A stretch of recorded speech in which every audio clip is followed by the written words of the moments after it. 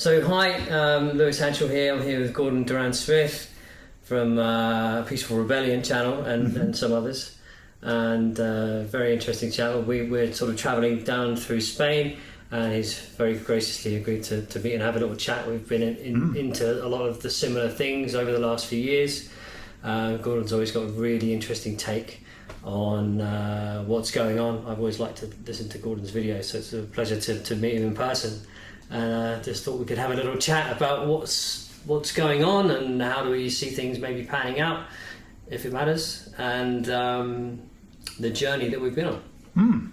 So Gordon, I don't normally do videos with other people because it's been me and Kristiina so far on the channel, but why don't you tell us about yourself? Okay, so I live in Spain, and my wife is Spanish, and I have two children in this marriage, two little children at the moment. We dedicate ourselves to teaching Spanish. That's our principal business, and also I work in therapy. I help people in therapy, hypnosis, NLP, or alternative therapies to help people. I also teach therapy, and 4 years ago I started channeling beings of light. They all just add that in here, and so I've been kind of building up a channel where I share, and that channel and this channel where I share messages from them about good news about the Great Awakening that we're in. So Lewis, I've got a question for you, because you said something interesting, and you were saying, I spend a lot of time going down rabbit holes. Yeah, and probably like me, you've been down goodness knows how many rabbit holes.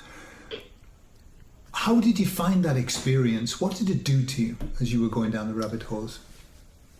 Okay. It's not my first rodeo, so with the things that happened in September on the 11th. Oh yes. Yeah. To not trigger anything. Nice, like that. I like that method. Yeah. Was a big awakening for me, and funny enough, I said earlier, we were talking earlier, I said life was pretty rubbish for a decade. Great things were happening. You'd get moments, but on the whole, there was this sort of undercurrent of everything's pretty rubbish. There's I guess I'd say the guys in charge. Well, this is what they're up to, and so I needed to go down a few more to kind of come out the other side.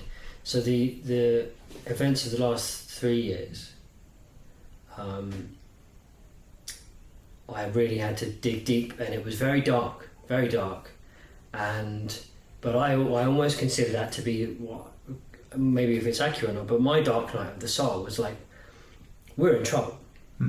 This is very scary. This is, we've got to do something about this, and particularly in relation to the younger members of our society. That was really in 2017. That was a very dark rabbit hole to do with the pizzas. Oh yes. Yeah. That was, and I was like, I was mortified. Having young children. Yeah. So, what then led on to the COVID thing, and the more research I did, I actually ended up coming to the conclusion that there was something being done in the background, covertly, to the vast majority of people, covertly, but to people who are really looking, or people kind of in the know, there's something good being done to combat this. And when I started to find that out and connect dots and see, well, who's involved in this, there is a team. I can see it.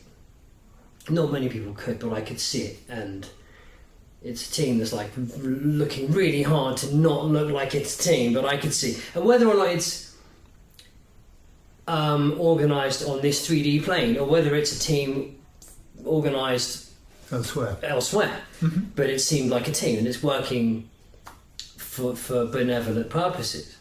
And then things just started to get better from that point. I was coming out of the other side of this dark night of the soul, and really thinking, well, what can we do on a practical level with regards to the children, with regards to the life that we want to lead. Everything changed. Our priorities went from let's try and make as much money as we can, Sure. Which I think is like most people's goal, is to look at that primarily and think, what can we fit in that's good around that? And things have completely changed now. So we're traveling a lot, and that's a good thing for us, forming a part of our education as a family, on a soul level, a spiritual level. And I think it's good to develop that level of discernment. There's a lot of rabbit holes that either don't lead anywhere, or they're put there on purpose by the baddies, or what we might like to call the baddies. But yeah, I'd like to think I've got a pretty razor sharp discernment by now, just from thousands of hours of research. Sure, yeah. How about you?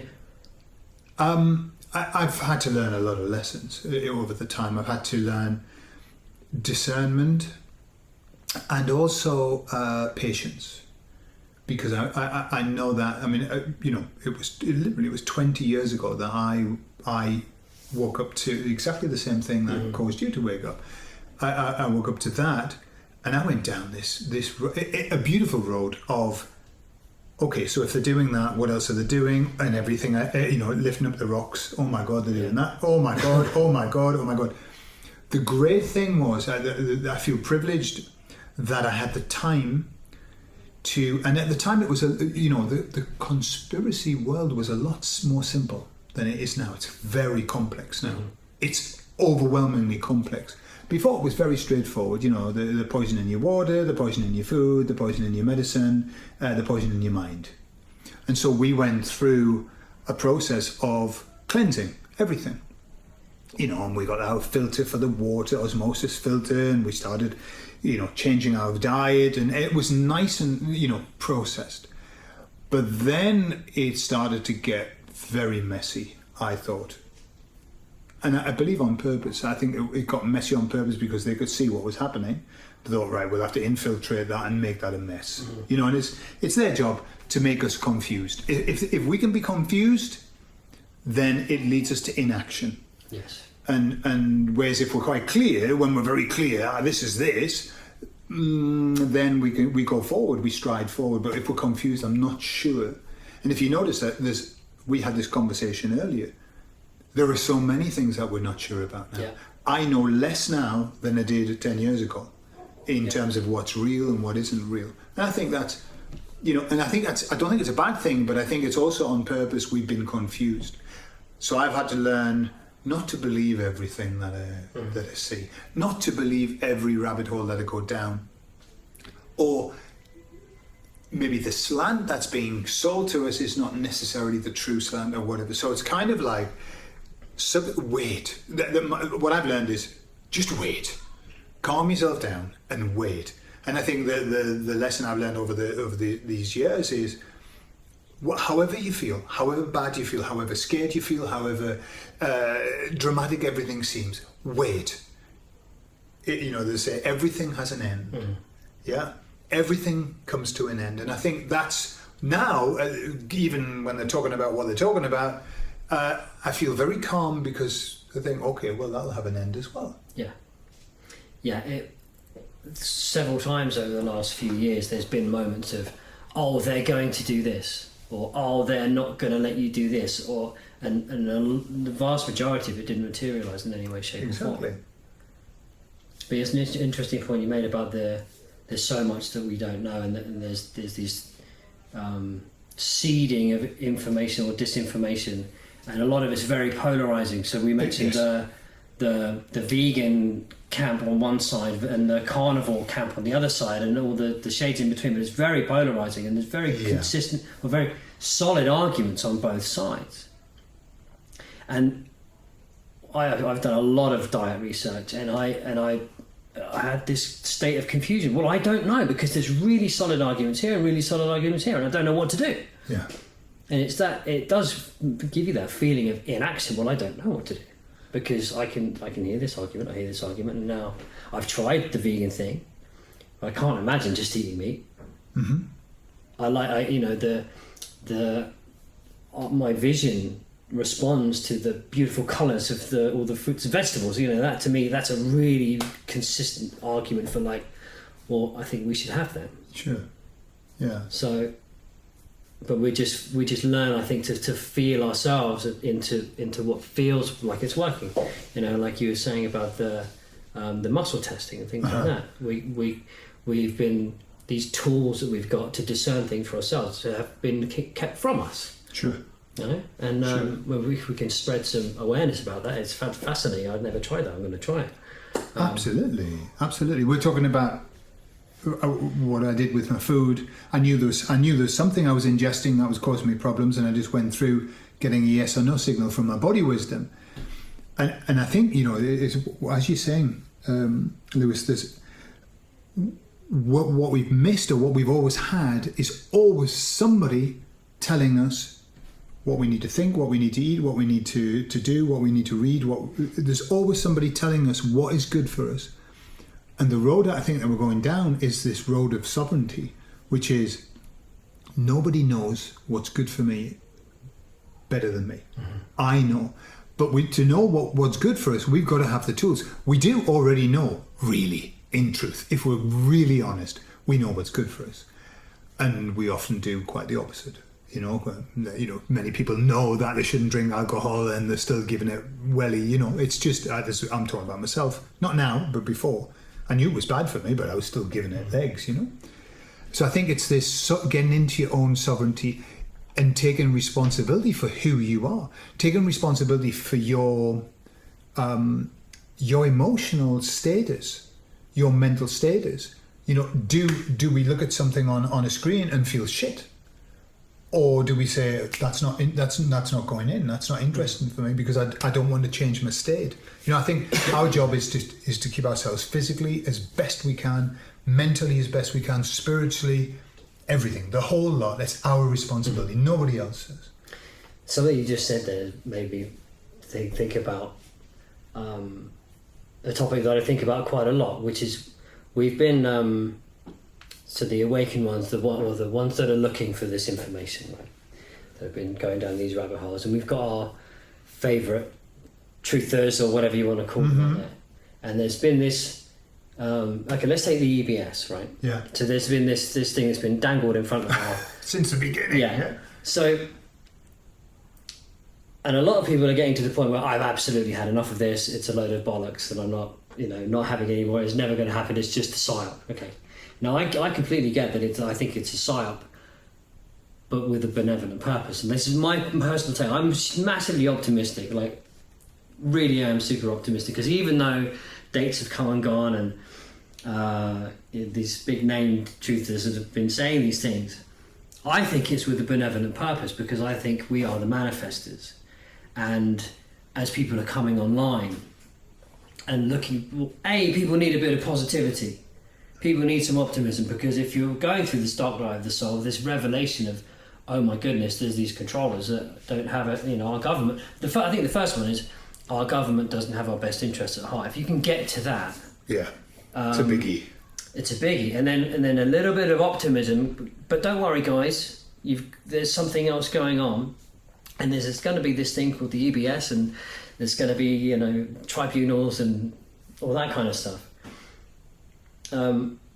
I personally think it's coming still, but things have taken a long time, and we are the manifestors, and as long as enough people come to that realization, but that's my take on it. And I'm sort of maybe overly optimistic, because I've certainly been overly optimistic with regards to some dates and things in the past. But I wonder what's your, because I watch a lot of your videos, and it's Well, we fell for that, didn't we? You know, we kind of bought that one, and it's come and gone. So now it's just like, well, we wait and see. But are you holding out hope for? Are you considering it as a likelihood that some of these things are going to happen, or do you think? What's your take on it? Like the real, no, they've burned me too many times, or is it? I still see it happening, but I won't hold my breath. I think where I am is this. If we take a macro look at where we are, we're in this battle of evil against good against evil. Yeah. quite who's in each camp is to be decided, and quite, what I do know is regardless of what's going to play out, good will out. Good's going to win. And optimistic, I'm beyond optimistic. I just know good's going to win. It's like walk into a dark room, put the light on, the dark has to go. That's it. That's where we are. I don't think that mankind is going to be our saviour. I don't think... right. I mean, what I mean by that is somebody particular, some group particular. I don't think... Do I think that if there are the baddies, there's got to be the goodies, surely. We live in this kind of binary world where there's one and the other. So I don't doubt that this stuff, and I don't doubt that they've got hours and hours of footage that they would love to show us. And I think all of that's there, but that's only a small part. I think it isn't the answer. It isn't the answer that an EBS being shown. Right, that's going to do a lot of stuff, but it won't be the answer to what we want. What the answer is, the journey is wake up to the world. Second step, wake up to yourself, and that's the biggest journey that we've got. The waking up bit is easy. It was easy once you woke up. It was easy, wasn't it? Like, so that was done by an inside job. Yeah, and then therefore they are not to be trusted, and that's the easy bit. The hard bit is, what about me? So I think if they come along and they do that, if Mr. T comes along and fixes a load of stuff, fucking fantastic! I'm over the moon, and I wouldn't never deny it, because I've said stuff's going to happen and it hasn't happened, and I've said stuff wasn't going to happen and it happened. So my judgment is no good. So what I'm happy to do is to remain optimistic, and I know in the long term it's all going to work out anyway. So I don't mind what the route is. I'm happy. Yeah, it's a nice balanced take on it. Yeah. You said something that I really liked, and let me get it back to my mind. Let me think about it, because I'd like you to say it again, because I thought it was really powerful what you said. It was in my mind, but then I talked about something else. If it comes back, I'll tell you. Because when the good, so now I've seen some clips of Donald Trump, or some quotes of him talking in some of the recent rallies that he's been doing, and things that are saying like, we can fix this country, we can fix it fast, we can fix it very fast. Yeah. And I feel like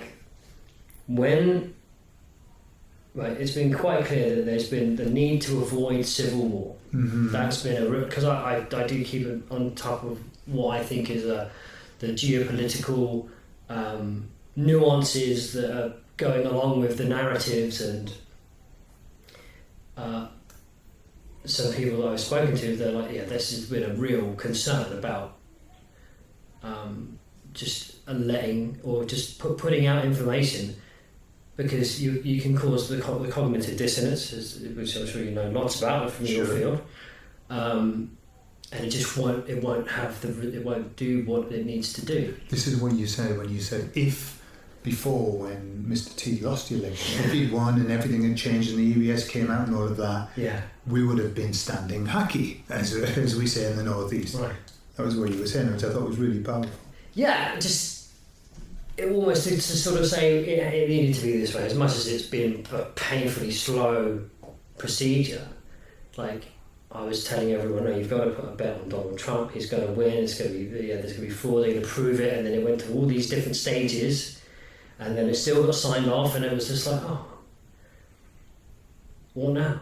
And it was just there's this painful process of, so like America's had to feel this pain. We've all had to feel this pain, but like America, particularly in a political arena, there's a lot of discord, which is helping this process of waking up. We talk about it a lot. But yeah, I just think, well, it wouldn't have worked if, let's say, my bet would have won. I would have had however many thousands, and some of these other, the financial tip-offs that we're hearing about, that this crypto's gone up and this and the world's still a big mess. Sure.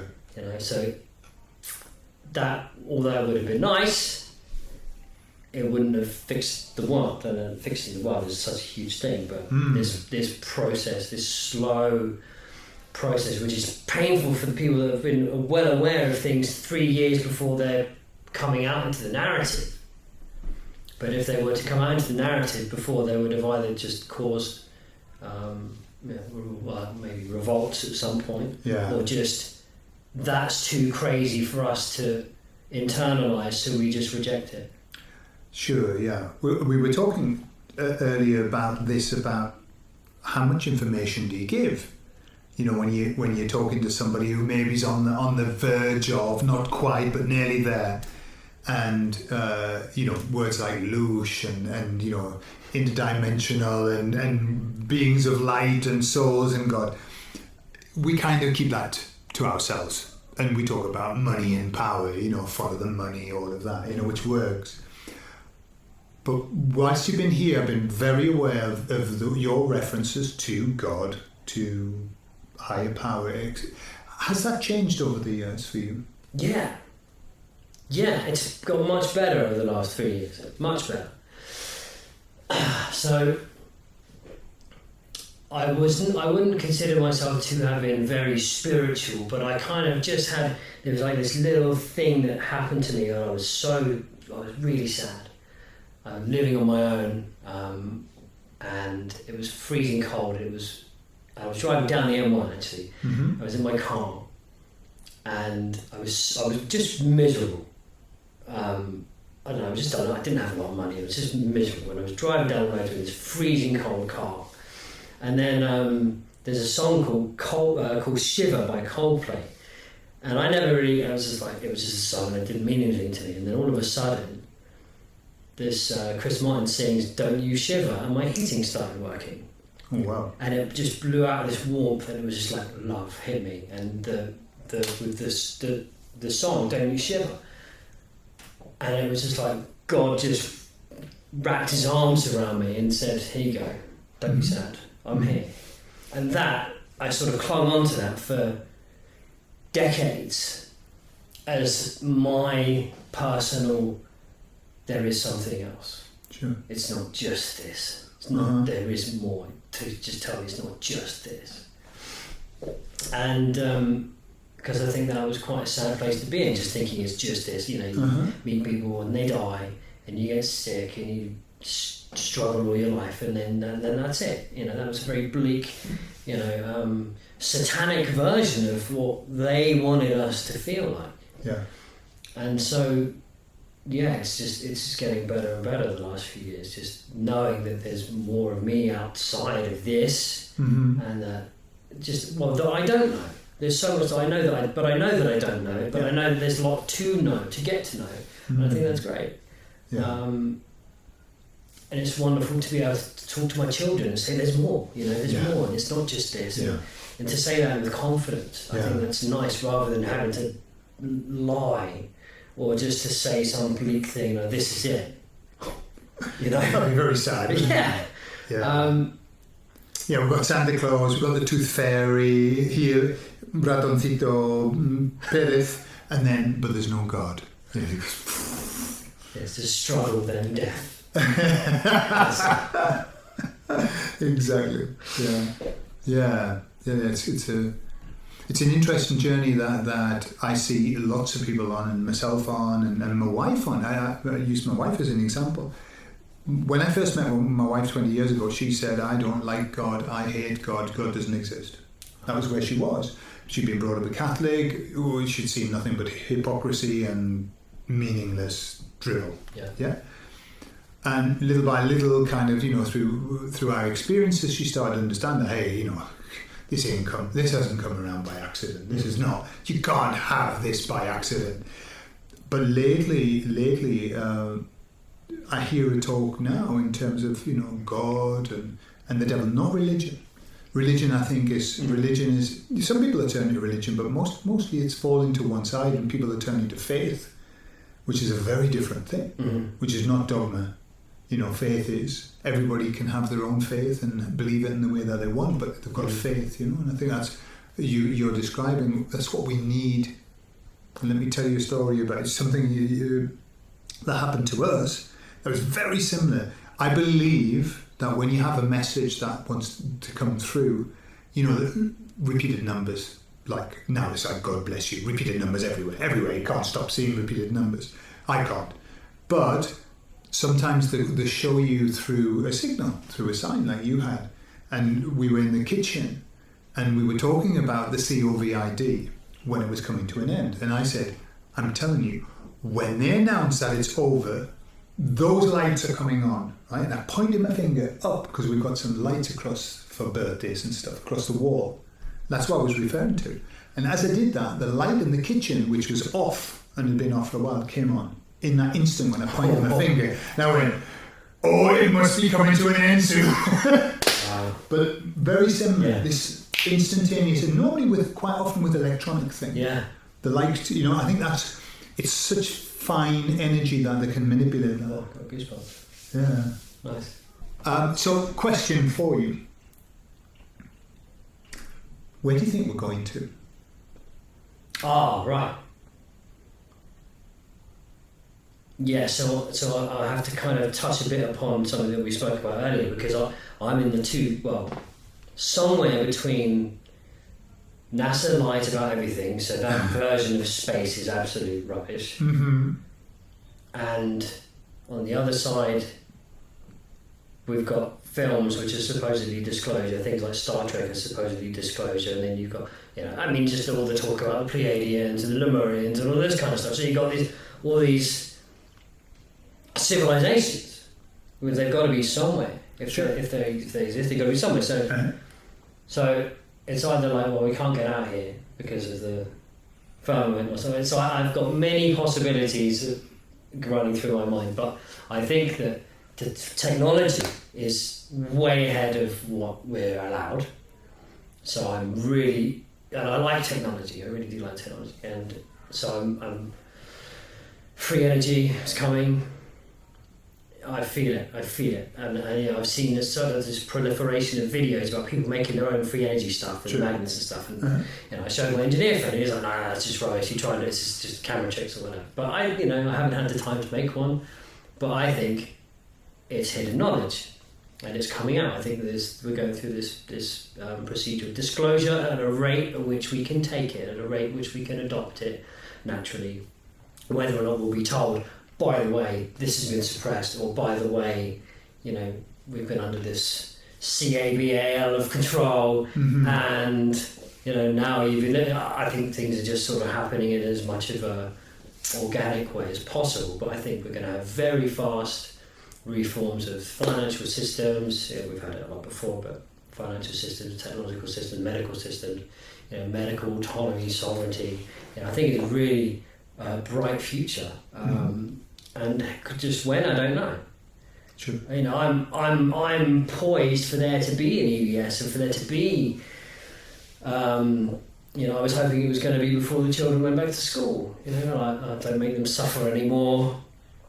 But these things. If you're a believer in stuff happening under the ground and people being rescued and things like that, then that's a massive undertaking. Sure. So we can just hang on. We just hold on until that's all done, if that's something that you believe in. But I think it's good times. I really do think there's good times. But just a bit more pain until everyone, or till there's a critical majority of people that accept that when something else is offered as an alternative, that it's not a force, it's an easy decision to be made. We've really had enough of this. How did we get ourselves into it? I genuinely think that the controllers, they've got all the weapons, they've got all the the technology, and so we really needed a bit of assistance, and I think that assistance has been building up behind the scenes. Good times. I think I can't. Yeah. I'd love to hear your take on the same thing, really. And again, you've talked very much about the detail, good times, and I taking a little step back, good times. And I quite how it's going to play out, I don't know, but what I see, and this is the message I was given, and it's like every now and again I have to keep going back to that, because you can get caught up in what's happening. And, sometimes you're like, well, hey, fantastic. And other times you're like, oh my God, what's happening? So the message I was given was, we're in the Great Awakening. And the word great is very important because we haven't seen it yet, because it hasn't been great. It's a Great Awakening, talking about size. So we're in the Great Awakening, and it's good news because we're going to move to what you want to call, I don't know, call it paradise, call it whatever you want. Paradise is relative. What does paradise mean? Anything better than this, really. That's paradise, isn't it? Anything better than this shit. But I think it's what I'm told and guided to understand is that this is a very, very slow progression of improvement. We're right at the beginning. We've kind of done the dive. We've hit the lowest point, the dark, and now we're coming into the light. And we've got equally this big, long journey. How it develops, I don't know. How fast it develops, I don't know. But I know that every day that passes, we're better. Yeah. We're in a better place. We've got a better vibration. We've got a better frequency. Everything's being revealed. And the thing is, it was never going to be easy, because when the light comes on and you realize that you're surrounded by monsters and ghouls and horrible things, it's shocking. But that's part of the process. You've got to see it to then get rid of it and to allow, to not consent. So, as you say, we've got to hit a critical mass. I don't think we're that far away from it, but there are so many stages to awakening that it could drag on a bit more, and but people have got to become uncomfortable. As soon as enough people are uncomfortable, everything will change, and so we've got to welcome the discomfort. Yeah, I agree, and there is a lot of speculation at the moment, isn't there, as to if there's, are they going to try something again? And if they do, then great. Welcome it. Yeah, if there's another lockdown, I'm really like, yeah, okay. Great. What else can I build with all of this time? Yeah. I get, even with that though, I'm in the two schools of thought, because we're hearing on the Truth and Network, resist it, don't comply. But then on the other side of it, I'm thinking, well, maybe this needs to happen because it's the final clear-up, it's the final arrest. Mm-hmm. So again, I'm in a bit of confusion about that. When we were in Barcelona, so this is how my optimistic mind works. We were in Barcelona, and it was you can't go into restaurants unless you've got the pass. Yeah. And so at first it was a real ball ache, and we didn't go anywhere. I had to just get takeaways. But we were with friends of ours, the lawyers, but then it just occurred to me, well, hang on a second. What if this is actually really the good guys that are just trying to locate everyone? They're trying to locate everyone. You're either at work or you're at home. And if you're not at home, you're out at a restaurant. Boop! Oh, so-and-so's flagged up. He's out for a meal. We can get him on his way home. Or whatever. I'm thinking, like, if you're trying to locate all the bad guys. Sure. What better way to do it? Plus cause people to wake up to what's the new world order's coming in. Sorry, you might have to chop that up. But it just occurred to me that there's a lot of the art of war going on, and if you're doing something, make it look like your enemy's doing it. Sure. And a lot of these things that I see happen, they sit with me like that, in that optimistic frame. And as I said, ultimately, it probably doesn't even matter who's doing it, if the good guys are doing it or the bad guys are doing it, if the end result is still the same, that we all wake up and head towards this more utopian society. Yeah, absolutely. What I would add to that about this, what might come, whatever might be coming, goodness knows what. I'm still disappointed the aliens haven't come here, but we'll give them time. What's important for us as awakened people, I believe, is the not giving consent. That doesn't mean we can't stop that ourselves. We can't stop it. If it's going to happen, they're going to do it, and 30% of the population are going to But we mustn't consent. That's what I feel. We mustn't consent. We've become sovereign. We need to maintain our sovereignty. So let them do. It's like, I'm not going to do that, but feel free. Do what you want to do. It's not my business. but I'm not going to do that if you don't mind. And I think that's where that's what our position of strength. No thanks. Thanks, you get on with it, but no thanks. And I think that's where we just need to be, because we've learned now that it ain't as bad as it seems sometimes. True. Yeah, that's it. Yeah, and don't let the threat of, oh, but they're going to do this, make you preemptively do something. I mean, we had a lot of our older friends, we don't talk to them anymore because I guess we're just not vibrationally a match anymore. Yeah. And they said, well, I'm going to have to do this because otherwise I'm going to get the sack. And in the end, none of that materialized. Some people did, okay. Sometimes that did pan out and it was very unfortunate. But in the long run, maybe it was a good move. We don't know on a soul level, but don't let the we're going to do this make you preemptively go and do anything stupid. Yeah. Deep breath, sit back, watch what's going on, become the observer rather than the involved energetically. Yeah. Well, listen, that's been fantastic. Yeah. What a lovely chat. Yes, nice to be here. Thanks for having us. Yeah, you're more than welcome. More than welcome. Let's hope in the future we can do this again and talk about even better news. Maybe in Malaga. Yeah, absolutely. We could pop down. Beautiful. Okay then, well, thank you very much. Thank you. It's been a pleasure, and see you all later. Bye.